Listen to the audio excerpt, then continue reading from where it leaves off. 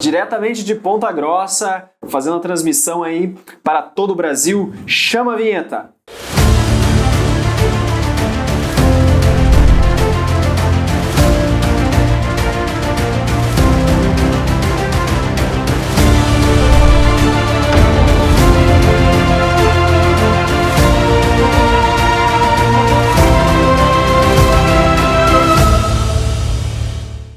É isso aí, pessoal. Estamos aqui hoje no nosso programa 02, Vida de Mercado. Estamos com o nosso convidado ilustre aqui no setor de proteína animal. Isso.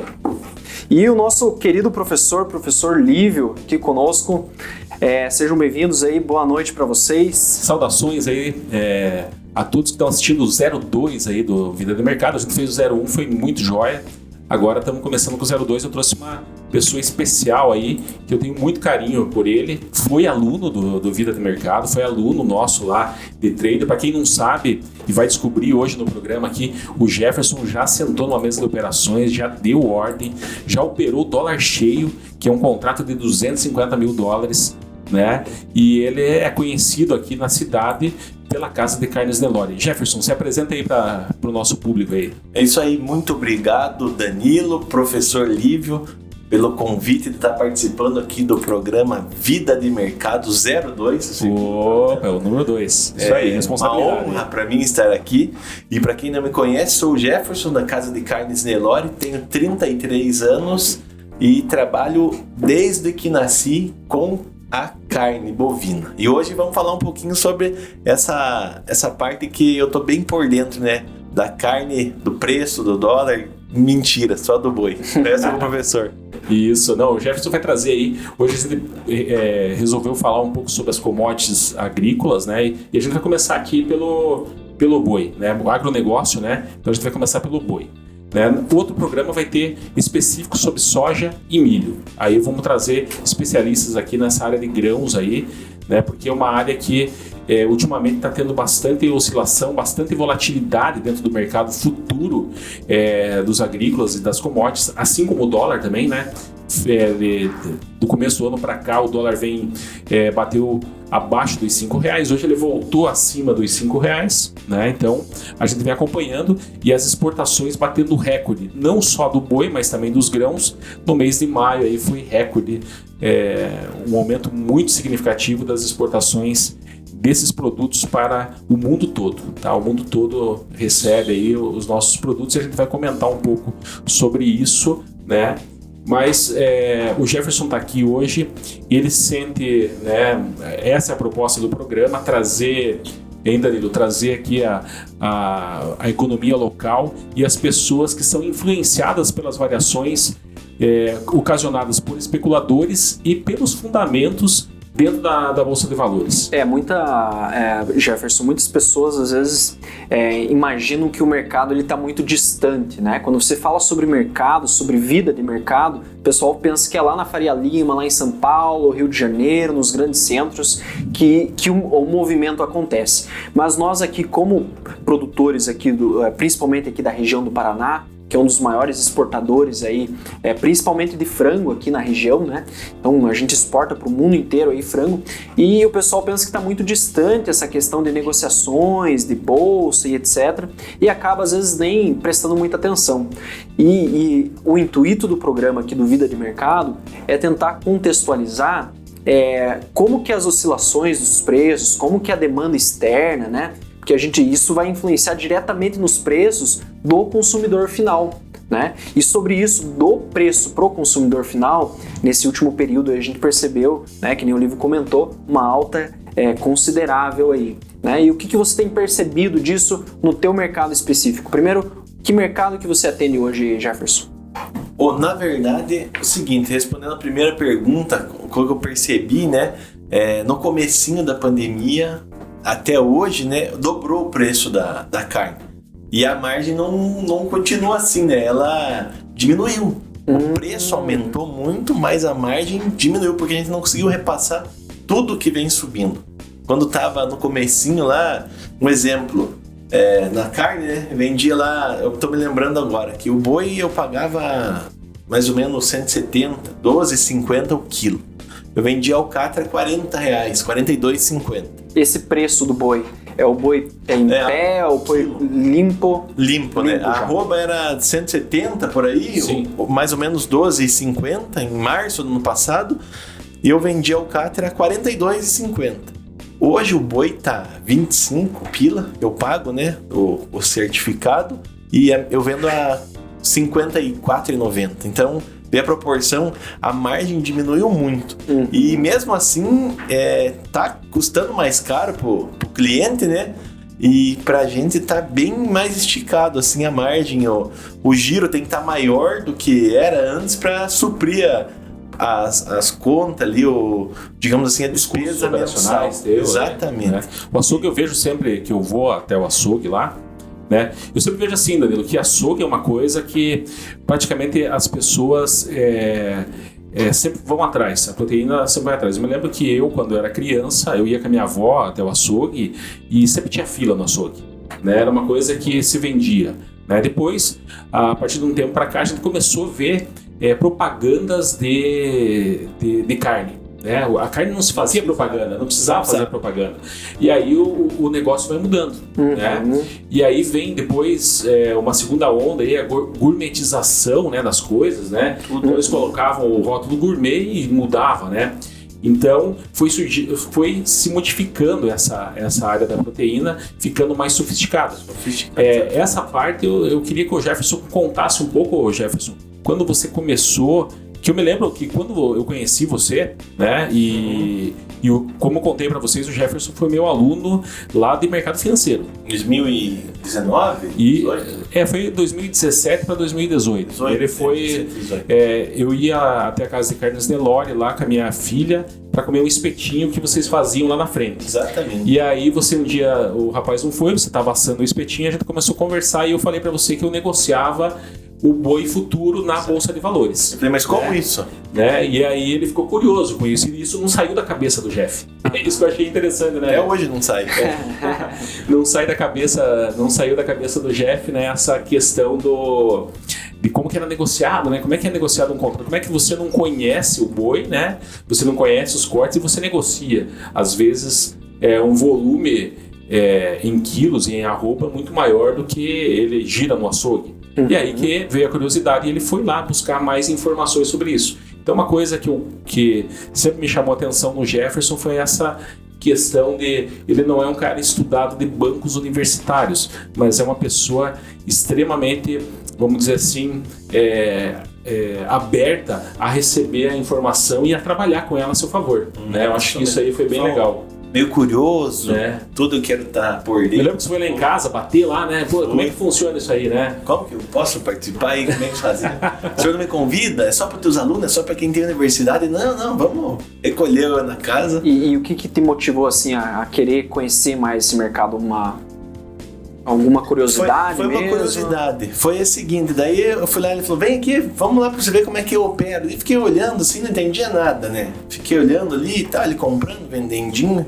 Daí ele falou assim, eu não preciso ter uma fazenda para mim trabalhar uma lavoura aqui, um milho. Eu consigo, como se fosse só com um truque, operar uma lavoura inteira. Me explicou assim em porcentagem.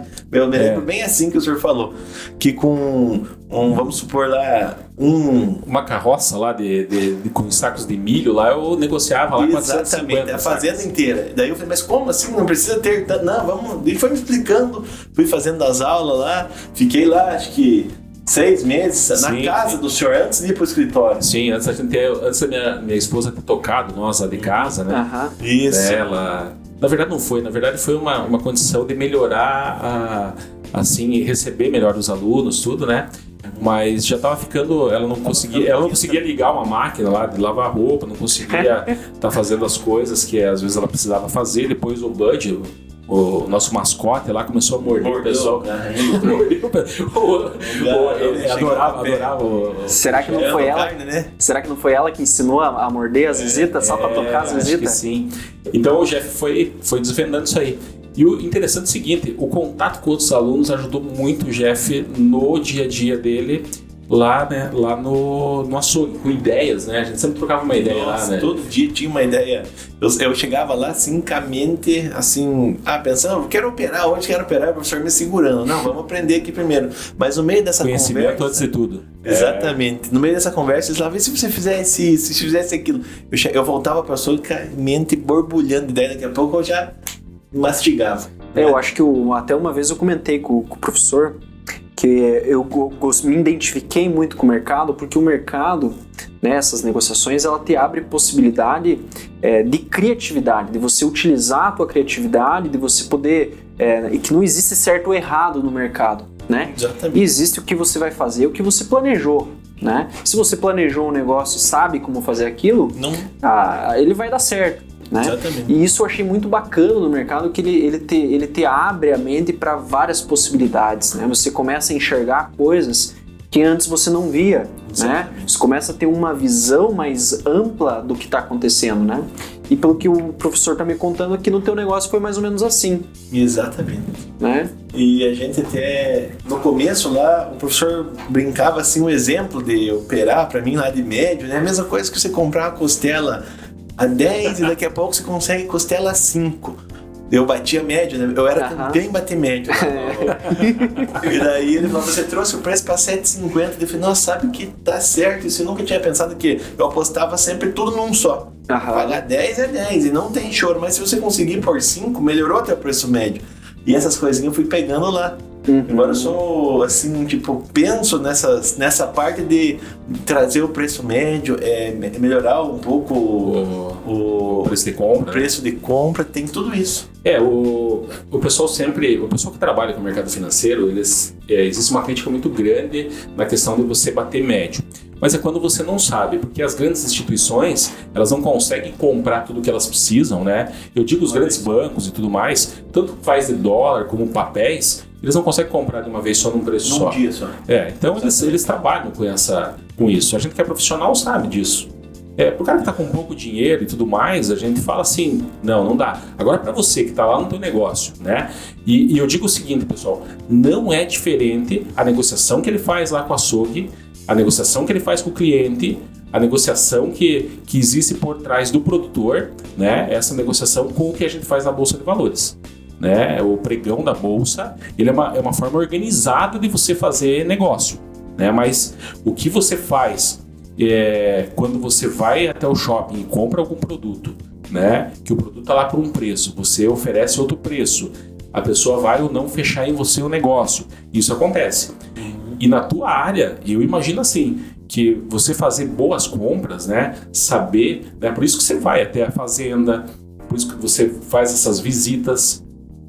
Depois eu quero que você fale um pouco mais sobre isso.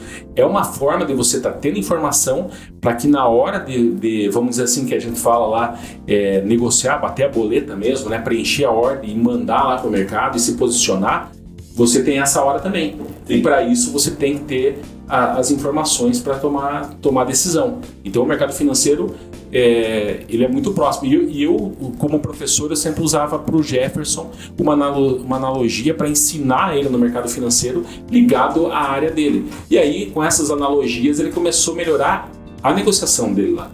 Pô, de repente eu vou fazer um médio aqui, compro um boi aqui, depois eu vou lá, melhoro o preço aqui e consigo repassar a outro preço e ter uma margem tal, né? Começou a estudar isso também, né, Jefferson? Exatamente.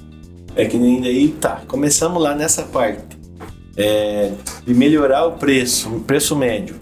Um exemplo, eu posso falar um pouco de carne aqui? Claro, também? Não, deve falar, né? Compro lá um boi. Um exemplo, um boi hoje é 370, que é o Angus que eu compro, né? Um pouco mais caro que o que tá no mercado hoje, 309. Para ter a qualidade. Não existe, né, mágica? Não existe mágica. Né? Hoje o boi fechou cotado em 320. 320. Tá, mas esse é um boi que padronizado pela Bovespa lá, tudo, né?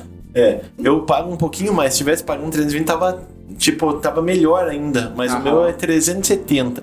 Daí o que eu faço? Tudo parte pra mim de 25 pila. Mas daí pra cair o preço médio, eu compro um boi e 2 dianteiros. O dianteiro, que seria a carne mais em conta antigamente, também tá cara hoje. Tá 19. Então eu consigo mais 100 kg ali, eu trago de 25 para 22,15, daí a carne de dianteiro para mim fica um pouquinho mais em conta. E isso eu aprendi lá, sempre lembro do professor Lívio falando de trazer o preço mais perto, trazer um pouco mais para baixo. Então, nem às vezes de comprar outro boi mais em conta, mas se eu comprar um boi e mais 2 dianteirinhos, cai para mim o preço do dianteiro. Você vai trabalhar a tua posição, Danilo. Quando a UBS, quando aqueles grandes bancos trabalham a sua posição, né, aquela forma de comprar mais barato, entrar agredindo o mercado em determinados níveis de preço, que a gente observa isso no mercado financeiro todo dia, isso o Jefferson traz para o dia a dia dele, fazendo esse tipo de negociação, que é melhorar a sua posição dentro do geral. Né? E isso, ele fazendo isso no mês, vai acabar fazendo uma diferença. Uma diferença legal. E uma coisa interessante da gente perceber dessa discussão é que você tem que ter um parâmetro de preço para você puxar teu preço médio, né? Pois é. Então, disso que eu sempre costumo falar do planejamento, né? O cara, quando ele tem uma estratégia, um negócio bem desenhado, ele consegue obter o melhor resultado, né? Até, inclusive, essa semana eu estava conversando lá com um colega que a gente estava discutindo entre assertividade e lucro, entre receita e lucro, né? Que muitas pessoas, às vezes, elas pensam que receita é lucro. Ou que a assertividade, né, no caso aqui das operações, ela também é lucro. E aí eu peguei e coloquei tudo na ponta do lápis e mostrei para ele, ó, se você realizar aqui, né, que nem a gente fala de buscar ali uma margem um pouco maior, se você realizar no alvo de 100%, o teu lucro sobre essa operação ia ser, até lembro do exemplo aqui, ia ser 0,3% de lucro. Se você realizar a tua parcial no alvo de 200% e a outra no 300%, o teu lucro nessa operação ia ser 1,5%. Aí eu mostrei para ele como que eu opero. Eu opero uma operação que ela busca um alvo de 300% da minha entrada e faço minha parcial dali para cima. O meu lucro subiu para 4,3%. As mesmas operações. Então, mesma operação. Veja bem, uma negociação que você faz de uma forma no dia a dia, se você pensar ela de forma estratégica, e para você pensar de forma estratégica, você vai ter que estar sempre conhecendo muito e observando. Então, o que acontece? O mercado financeiro, ele abre a cabeça, principalmente das pessoas que têm comércio, ou as pessoas que negociam e que vão lá, muitas vezes, conhecer o mercado, acabam não virando operador lá, como nós. Acabam operando ações, acaba operando, né, mais tranquilo, porque a pessoa tem uma outra atividade.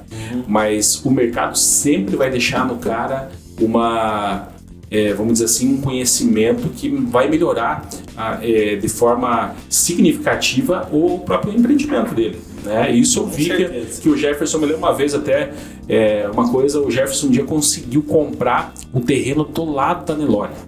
E eu me lembro que no que ele comprou esse terreno, ele recebeu uma oferta que já iria ganhar no mínimo 40 mil reais. Aí eu falei para ele, calma, Jefferson, você tá com o gato na mão, cara. Não gaste o gato. Eu lembro não gaste o gato. Tava no fundo do mercado. Eu falei, como é que eu vou falar pra esse cara que daí eu olhei pra ele, tem cara de quem gosta de um truco. Não gaste o gato na primeira rodada. Entende? E pra mim era um bom negócio, porque eu tinha acabado de pagar e eu cheguei e já tava a proposta e no outro dia 40, 50 pila. Eu falei, puxa vida, quanta carne eu tenho que vender pra ganhar 50 mil?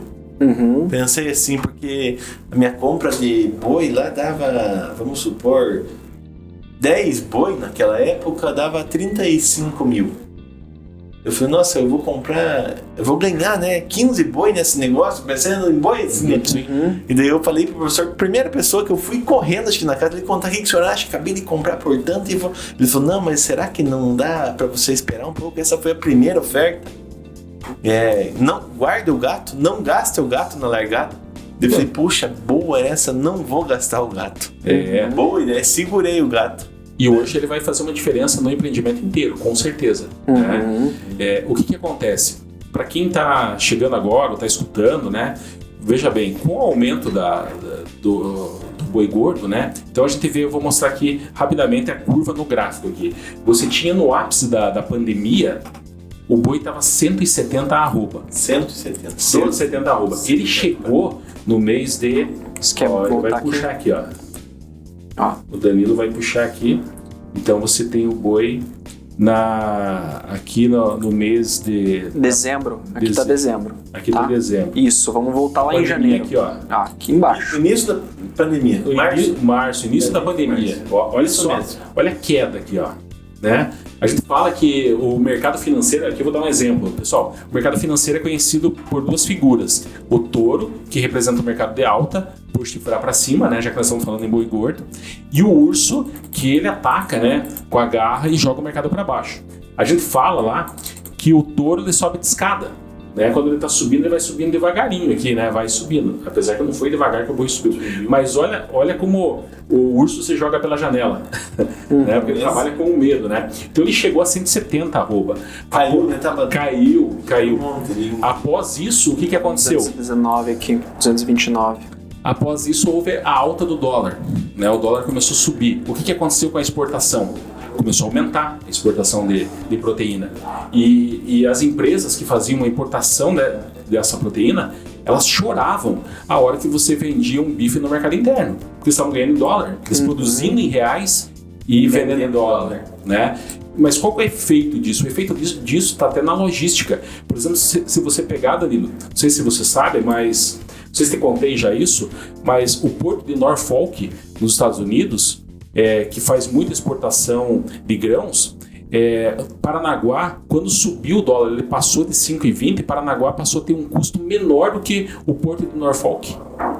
A gente nunca conseguiu, em termos de tecnologia e tudo mais, competir com um porto desse. Com o dólar subindo, né, o nosso operacional aqui, o custo é em reais, então começou a se equiparar. E a gente exportou por isso, a gente acabou exportando até para o México, na época, os grãos. Por que a gente exportou até para o México? Porque o México praticamente era quintal dos Estados Unidos, que é o segundo maior produtor de soja e milho. E aí o que aconteceu? O Brasil ficou tão bom o custo aqui que acabou deslanchando. O boi não foi diferente. Você olha a curva agora do boi, ele vem subindo, ele atingiu, né, os 300 reais arroba, a hora que praticamente quase dobrando, né? Quase dobrando. E aí você tem ali agora um retorno. O primeiro retorno que deu ali do boi foi em virtude principalmente, Jeff, de algumas questões com a Arábia Saudita.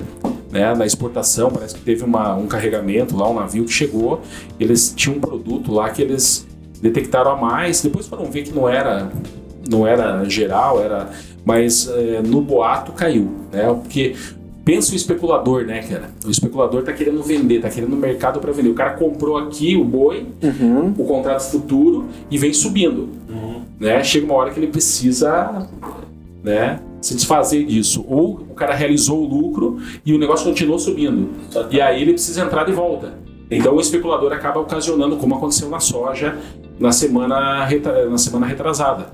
A soja, o milho caíram nos Estados Unidos em função de algumas leis envolvendo biocombustível, né? Mas os fundamentos dizem que os Estados Unidos hoje está numa crise hídrica para fazer a plantação do milho e da soja lá.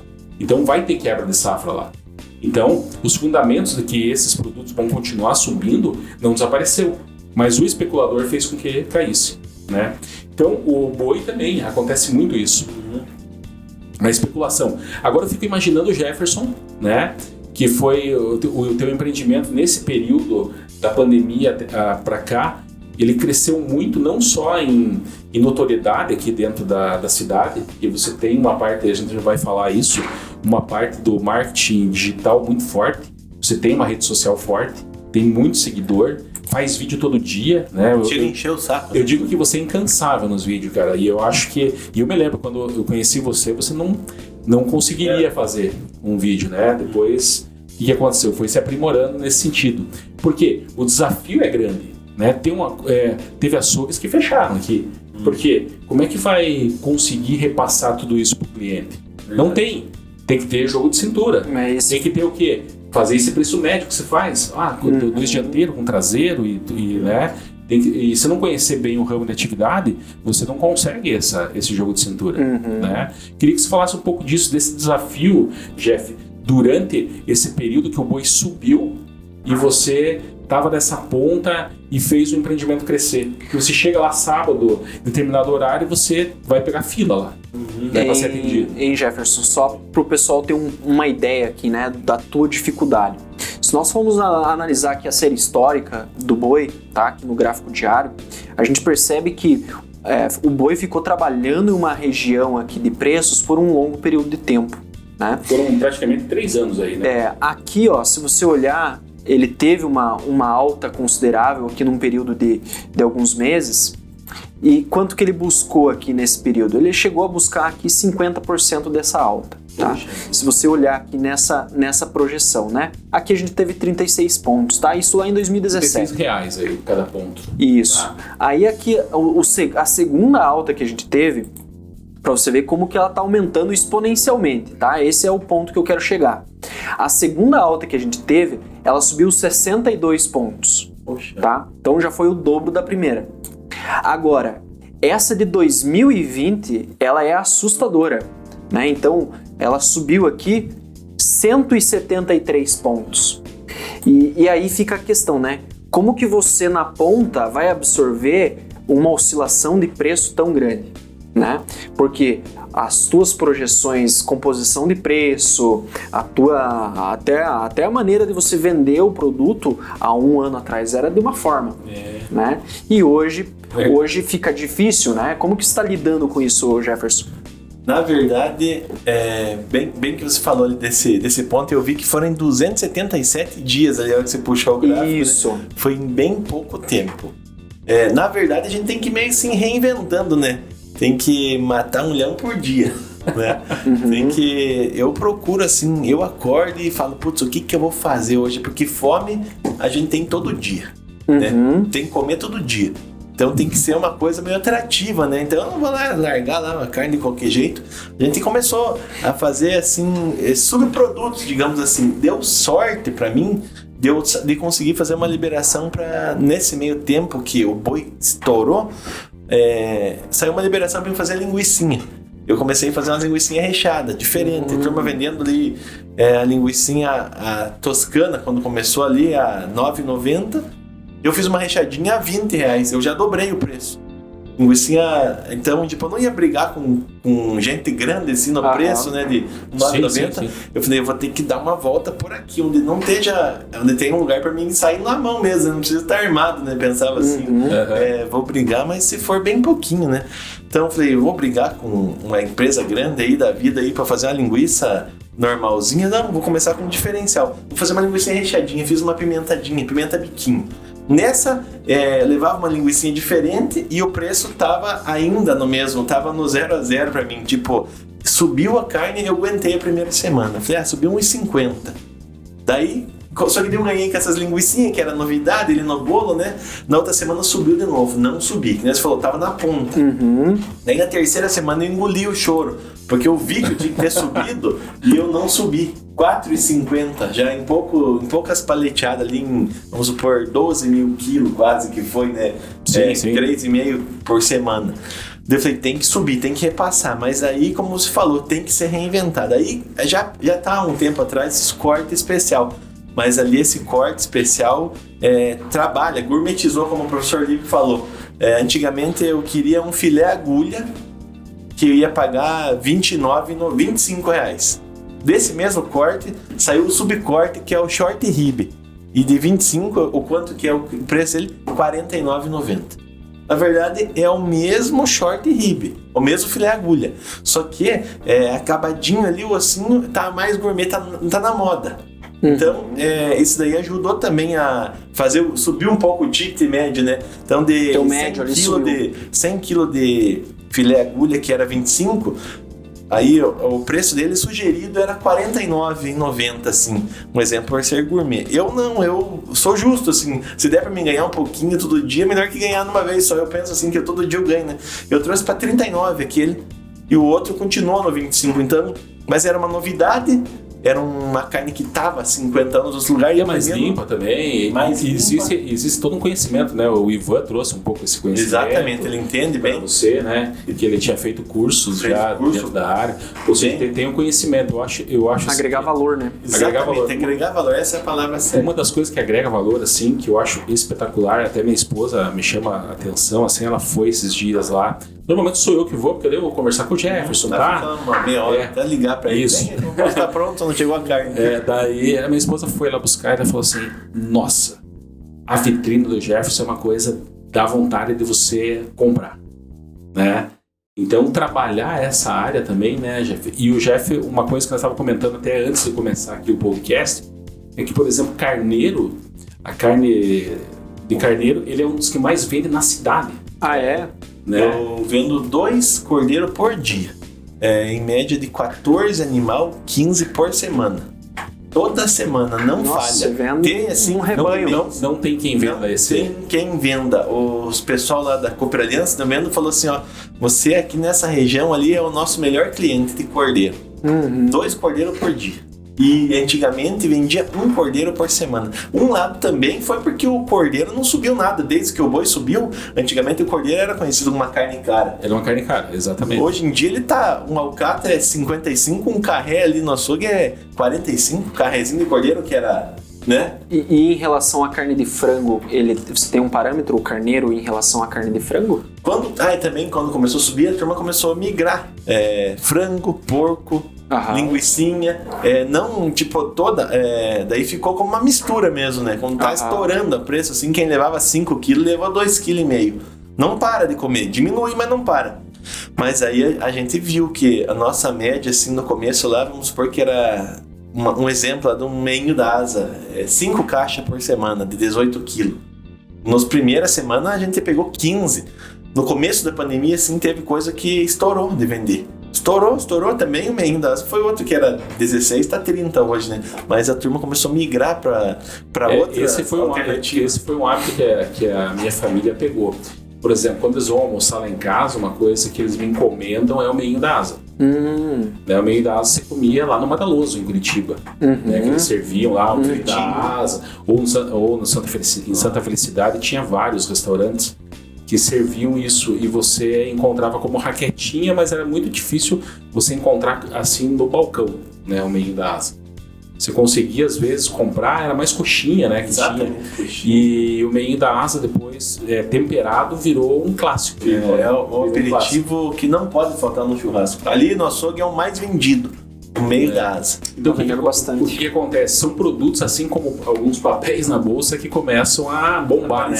A bombar. Daí tem que nem o professor falou, daí com o preço que tá, o negócio ali a gente tem que estar participando do churrasco do cliente, né? Tem que apresentar como fosse pra gente mesmo. Daí vai chegar ali uma altura, putz, mas era tanto, mas dá uma olhadinha ali, putz, mas tá bonito mesmo, vale a pena. É caro, mas é uma carne assim, você olha, puxa vida, tem que levar um pedacinho, nem que seja uma fatia dessa daqui, né? E diminuiu um pouco depois agora, né, com essa alta absurda que tem, né?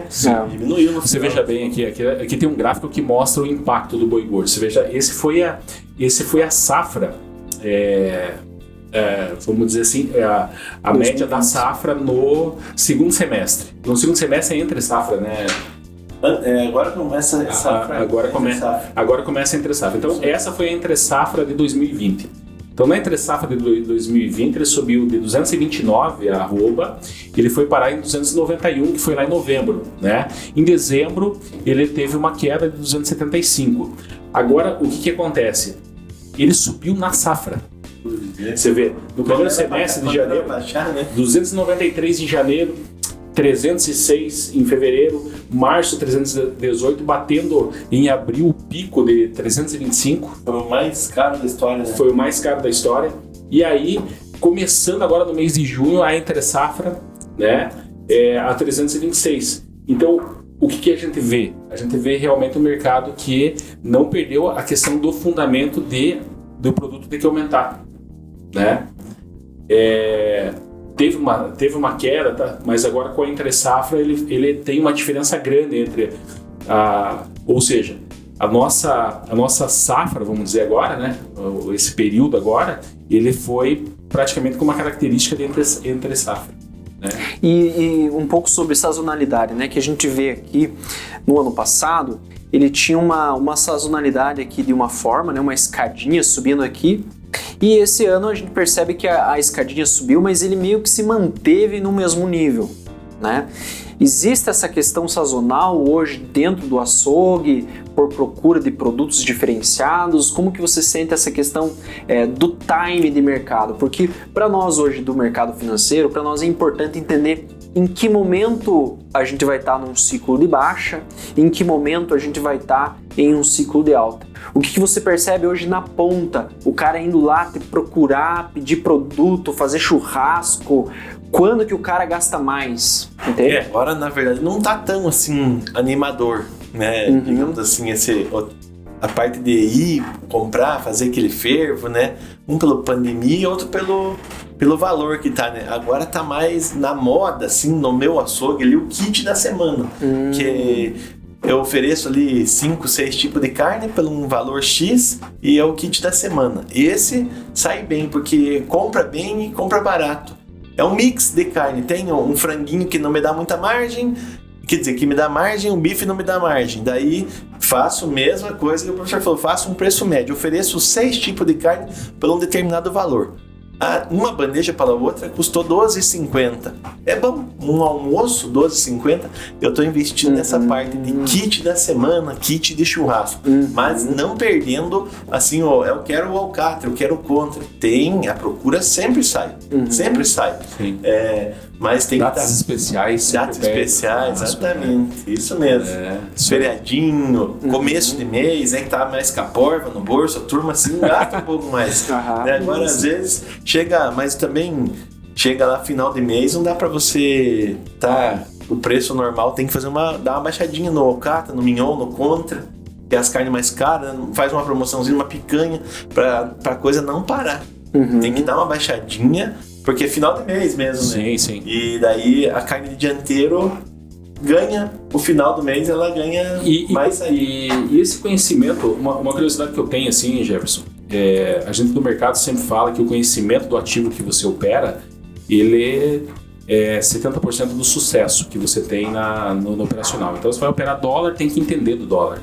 Você vai operar ações, determinado ramo de atividade. Eu gosto muito de ações de outubro até abril, que são as empresas que trabalham com a parte de petróleo e principalmente minério. Tá? Então essas eu sempre estou lidando, CSN, Gerdau, agora está na parte de baixa delas, né? No período que tem a sazonalidade, né? Ela subiu bem, né? Eu gosto muito de pegar eles chamam de rally de Natal, começa em outubro e vai terminar lá no final de maio, abril, né? Abril, começo de maio, você tem essas empresas realizando que eu digo caindo um pouco, né? O boi também eu enxergo que ele tinha uma sazonalidade, é claro que movido pelas exportações, pela alta do dólar, agora o dólar houve um recuo do dólar, né? O Banco Central não interferiu mais, mas assim mesmo o dólar recuou. Aí, isso se deve principalmente a um pouco aumento dos juros, né? Que ocasionou uma volta do estrangeiro aqui para o Brasil, né? E eu vejo assim que o boi, né, dentro dessa movimentação, ele tem essa sazonalidade e ele respeitava mais, porque o que aconteceu? Se você pegar a soja e o milho, no começo de 2020 era safra recorde. Na safra recorde, você estando com o quilo da saca de milho a 44, você imaginar que ela ia voltar para um 36, né? E aí não indo para 100, né? Então foi uma coisa bem atípica, né? No sentido de que quando o dólar disparou, isso ocasionou, né? E ainda eu vejo que não perdeu os fundamentos de alta desses ativos. Inclusive, essa semana, por exemplo, existiu ali, né? Porque, queira ou não, a proteína animal em outros países, né? O Brasil tem muita pastagem, é um país amplo, é um país que tem essa possibilidade, né? Agora, se você pega países menores que trabalham que tem inverno muito rígido e que trabalham com gado confinado, eles precisam dos produtos, de produtos de farelo e tudo mais para alimentar, né? Então, o que tem que acontecer? E isso acaba, as exportações acabam batendo recorde, como aconteceu em maio, né? E daí? E aí o que acontece? O produto não tem como ele baixar, né? Sobe. Isso, né? Sobe pra nós, né? Ele acaba subindo. Então eu vejo assim o produto ainda, né, esse mix. E agora essa questão de você conhecer o teu, por exemplo, eu vejo assim, como professor de finanças, eu já fui professor de custos, né? Eu vejo assim um corte bovino, assim, você vê a meia res, vamos dizer assim, né? Que é a metade do boi, né? Do dianteiro ao traseiro. Esse eu vi no Netflix, lá um documentário, eles chamavam na Argentina de meia res. Você pega a metade do boi, cortado no meio, já limpo, né? E aquilo que você compra, né? E aí eu vejo ali vários cortes. O cara foi mostrando ali. Então é um produto que ele tá ali e você tem, na verdade, uma infinidade de cortes ali que dependendo da região do Brasil, dependendo da onde você está. E se você não conhecer bem esses cortes, você tem produtos com... Ou seja, a margem de cada das partes do boi é diferente. Eu vejo esse o grande desafio. O que você faz para saber... Esse é realmente um desafio? Qual é o melhor corte benefício, digamos assim, né? Que eu citei aqui da questão da estratégia aqui, que você, a mesma operação, né? O mesmo animal ali, ele pode te dar várias operações, né? Que corte ali que você vê assim, esse corte aqui ele me dá 0,3% de lucro e tem o corte que vai me dar 4, 5, 10. Você consegue fazer isso aí? Eu tô há 2 meses, nós temos uma consultoria, nós estamos chegando perto dos números.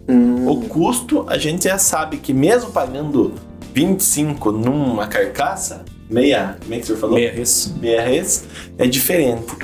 Porque é mais bonito, carcaça, a Argentina é mais... Tem uma categoria em relação à carne, né? Tem uma peça ali, eu vou desmontar ali, uma pecinha de picanha, eu vou vender a 140 por ser de Angus, né? Mas é uma pecinha de 1 quilo e pouquinho. Então, ela vai ser cara, mas não vai me dar um lucro inteiro, como se eu vender assim um filé 7 bem fatiadinho, que seria num preço de R$10 por quilo, um exemplo.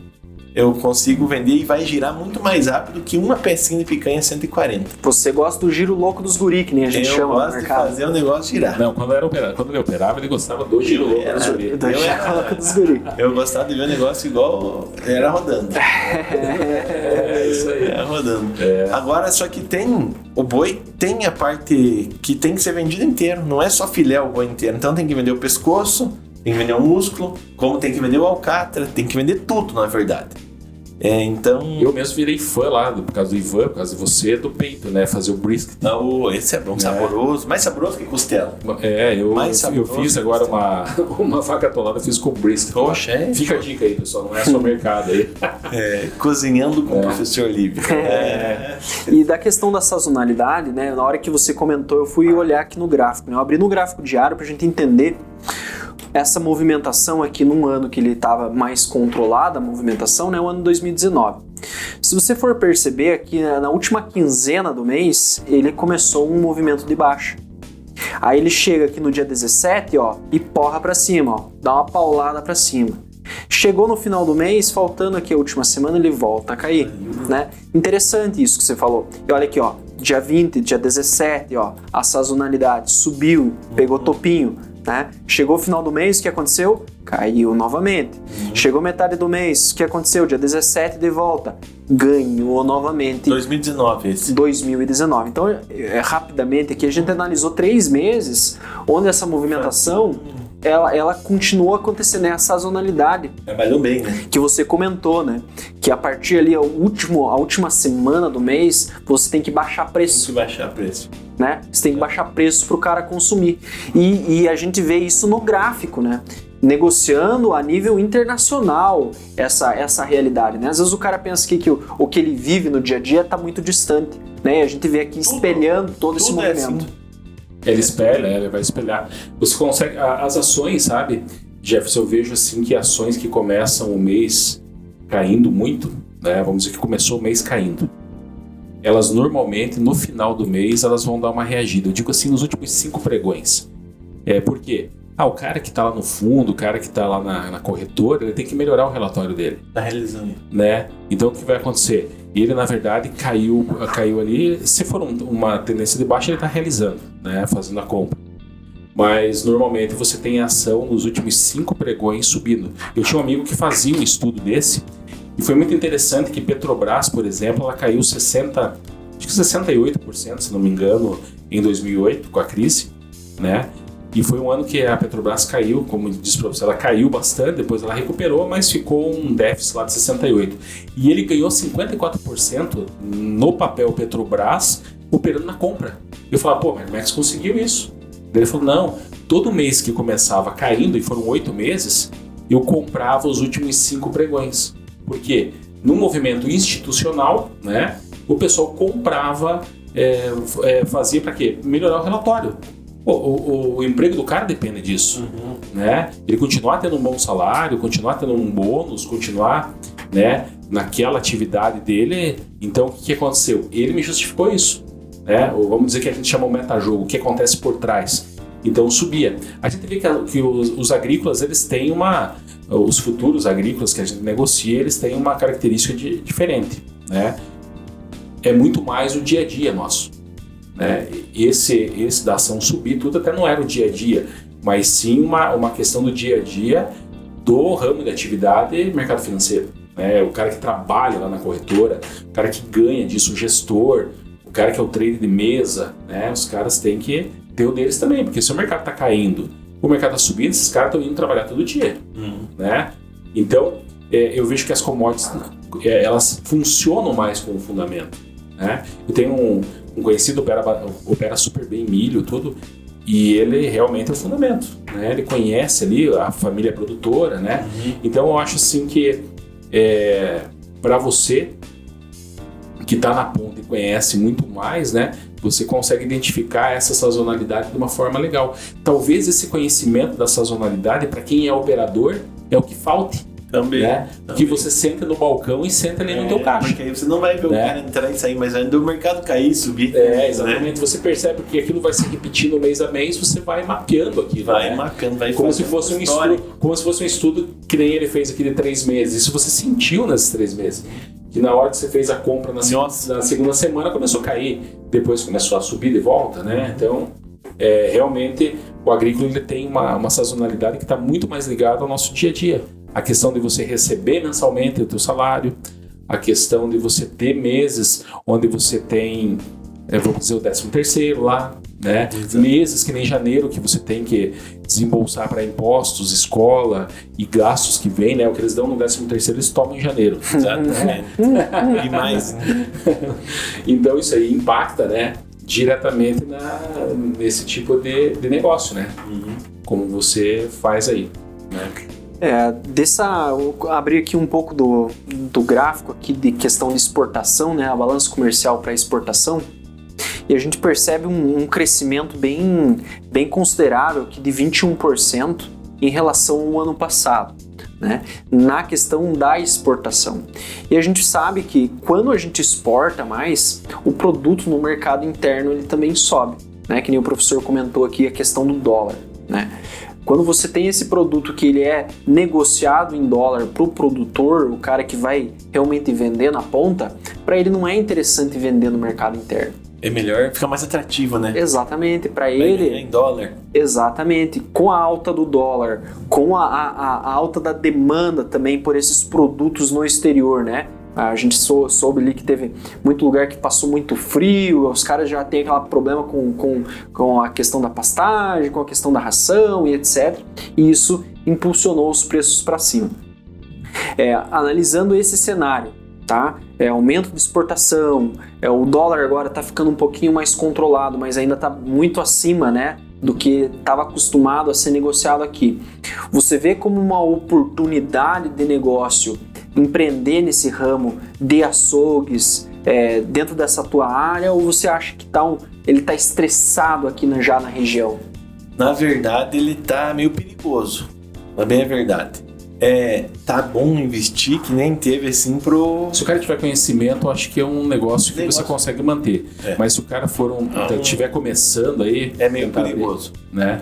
Exatamente. Se tiver assim, eu sei como que eu vou fazer com a sobra, com o que perder, porque não é assim comprar a 25 e vender a 100, a 50. Vai ter umas que você vai vender a 18, vai perder, né? Faz aquele... Sim. Aquela... Preço médio lá. Preço médio. E... Então, ruim não é. É igual barbearia também, né? Tipo, aumentou bastante, gourmetizou, o açougue tá no mesmo jeito. Gourmetizou, tá abrindo bastante. É um negócio que não para, na verdade. Nunca vai parar, eu acredito, né? De comer, né?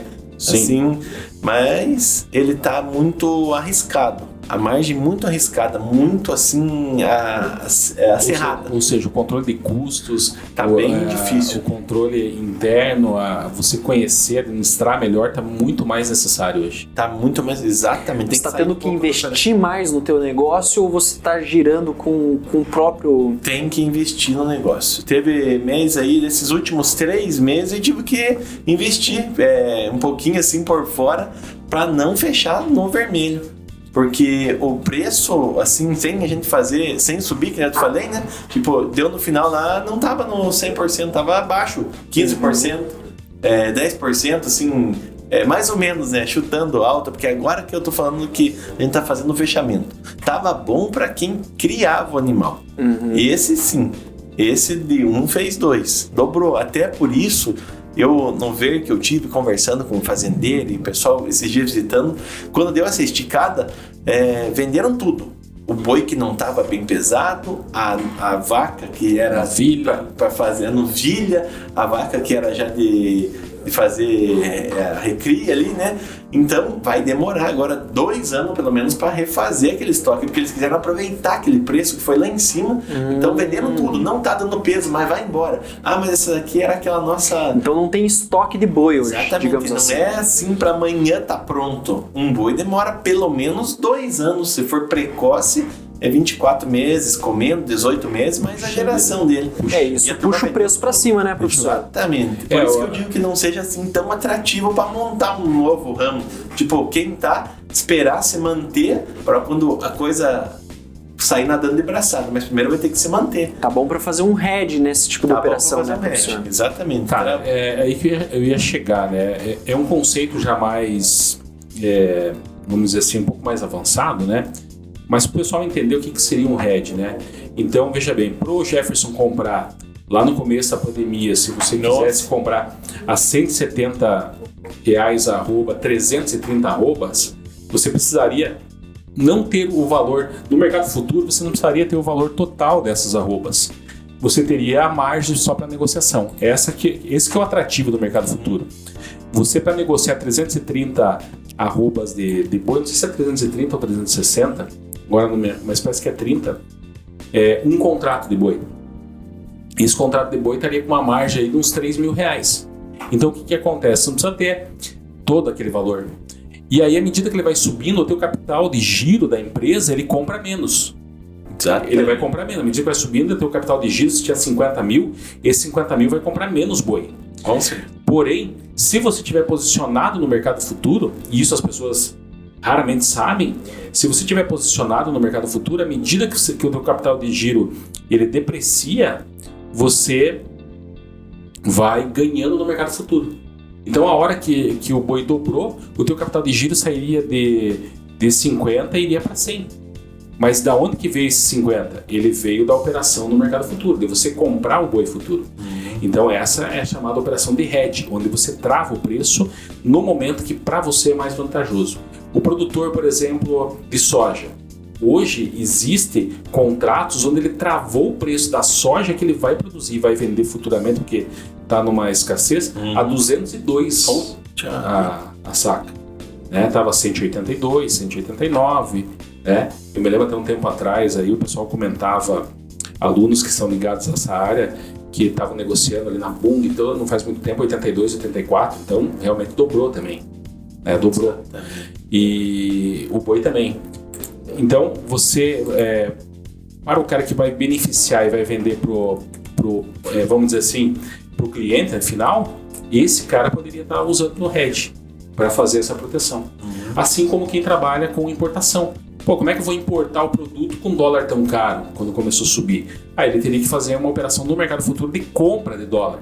ele precisaria dos $10.000 do mini contrato Não, ele precisaria de ter lá, vamos dizer, R$3.000 na época para você comprar, né? Então é como se fosse um seguro, você não precisa ter do valor total do teu carro. Só franquia. É só um prêmio lá, né?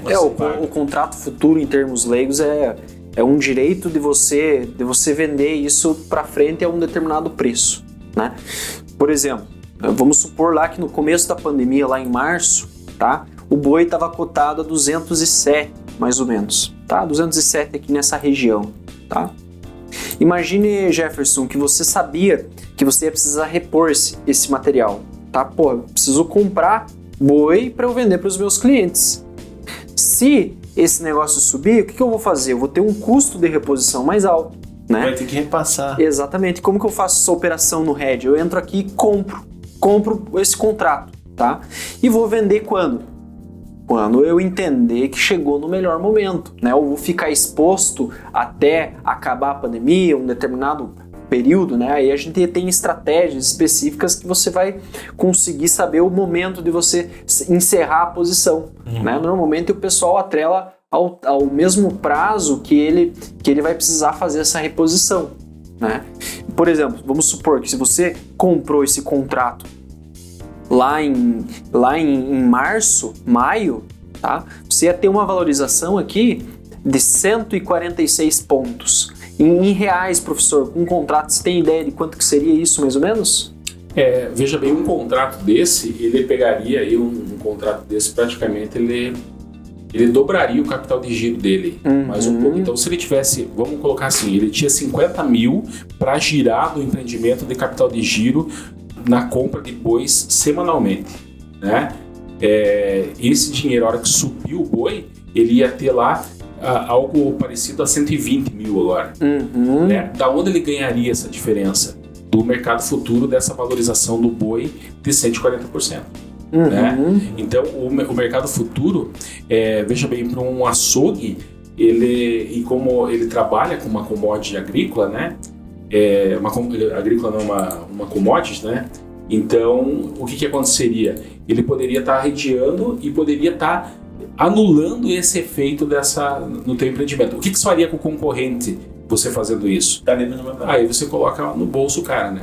Então, vamos supor... futuro, eu acho assim, eu sou do ramo de administração, professor de administração do UEPG, eu vejo como o mercado financeiro ele coloca você num posicionamento estratégico. Porque daí ele não está lá naquilo que o pessoal da tua área está vendo, o açougueiro está vendo, né? Não é na manha de um açougueiro para outro que você vai estar ganhando, você vai estar ganhando com um conhecimento diferenciado. É isso que eu vejo no mercado futuro. Eu acho que eu até dei uma pesquisada essa semana aqui em questão à margem do contrato, tá? Mas em questão em termos fáceis aqui, leigos, né? Vamos supor que você tivesse comprado aqui por 220, você vendeu por 320, você ganhou R$100 nessa movimentação por contrato. Por arroba seria? Por arroba. Que seria aqui a margem do contrato, deixa eu ver se eu encontro aqui. Enquanto isso eu vou procurar aqui para vocês, só para eu contextualizar, né? Quantos reais você precisaria ter para você comprar um contrato, né? De boi. Porque o mercado futuro você não iria pagar por 330, você ia pagar por um percentual só, né? Porque é um vencimento futuro.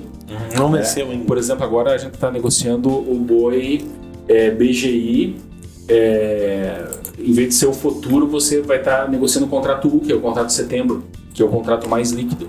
Então você poderia estar fazendo essa rolagem, né?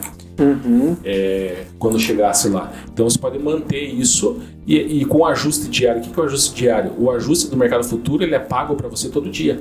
Então se o boi subiu 5 pontos hoje, ele vai pagar para você, vai depositar à noite para você esse dinheiro já na conta da corretora. Você já vai estar podendo usar para uma compra. É claro que um ajuste contra também é uma redução, caso o boi caia. Mas aí ele caindo você consegue contornar na ponta física, onde você tem a carne lá e tudo mais. Eu encontrei aqui o contrato do boi, tá? Ele é negociado em 330 arrobas, tá? E a margem que eu preciso para operar um contrato é R$3.900, tá? Hoje, quanto que custa a arroba? Tá custando 300 e... quantos reais que você falou? Meio boi, na verdade. Meio pra boi. mim, Para ele tava saindo 370, né? Porque ele pega um ânus, né? Certificado. Então, começando A arroba. Arroba. Então a gente tá falando de 330 arrobas. seria como, pra mim, um investimento de meio boi. Meio boi. Meio boi. Meio boi. Esse 3.900, né? Isso aí. E quantas arroba, quanto que deu aí, professor? Estaria dando 122.100. 120. Então, com 3.900 reais, Você está segurando. você poderia estar se protegendo dessa oscilação de preços. Perto de 15 boi aí, 16 boi. Sim, mais ou menos isso.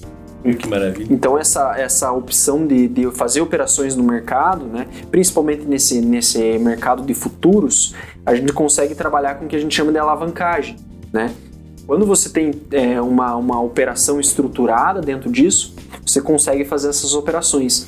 Isso é uma coisa que eu percebo assim, que nos Estados Unidos o pessoal já opera mais, né? As instituições, as empresas, elas estão expostas nesse mercado, né? A gente tem lá, por exemplo, a SpaceX, a Tesla lá, que estava esses dias lá o Elon Musk falando sobre o Bitcoin, né? Que eles compraram o Bitcoin e jogaram lá dentro da receita da empresa, se expuseram a esse ativo, né? Por que os caras fazem isso?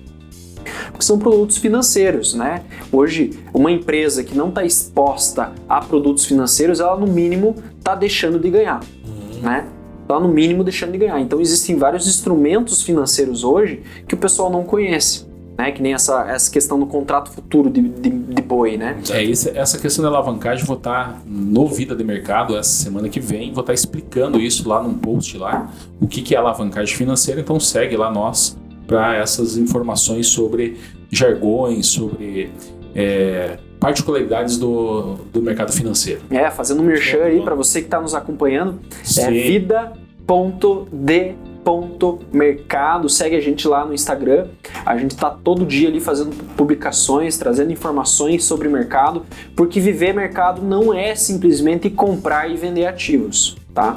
Viver mercado é isso aqui, é entender o produto, é entender o mercado, é conviver, ter esse dia a dia de operador, né? Então aqui na conversa com o Jefferson, para mim ficou evidente que existe uma demanda crescente por esse produto. Continua o fundamento levando o boi para preços mais altos, né? Exatamente. Pior que não tem o que fazer.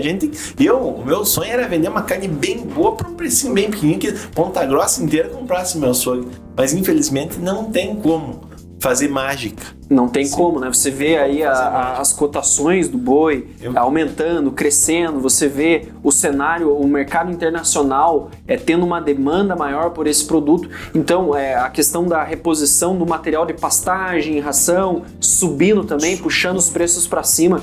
Então, esse cenário, eu vejo um cenário bem comprador. Vejo aí que a gente, pro próximo período aí agora, começo de mês, né, que nem você falou da sazonalidade, provavelmente a gente teve uma correção de preços. Sim, sim. E inclusive aqui no gráfico, se você for olhar aqui na cotação do boi, ele está em cima de um suporte, né, professor? Sim, sim. Então a gente pode ter aqui uma movimentação de alta aí. Ainda. Exatamente, a gente pode ter uma movimentação de alta. Os fundamentos da análise técnica que eu ensino lá no IPG, a gente tem aí uma inversão de polaridade, onde um suporte, uma resistência aí virou suporte, né? Que o preço achou uma região que ele depois recuou, depois passando essa região ele segura novamente. Mas seria isso, Danilo. Valeu. Agradeço aí o pessoal que dá o nosso apoio técnico aqui, da Masal. Agradeço o Jefferson de ter atendido esse convite, né? E estamos aí para o 03 na semana que vem. Convido já vocês a assistir amanhã o programa 02 e aí, na sequência, a gente já está se preparando para o 03 e cada dia vai ficar melhor aqui. Isso aí. Fica ligado, acompanha, não esquece de seguir a gente nas redes sociais. Eu agradeço aí o Jefferson, agradeço o professor Lívio e fica conosco e até mais. Obrigado.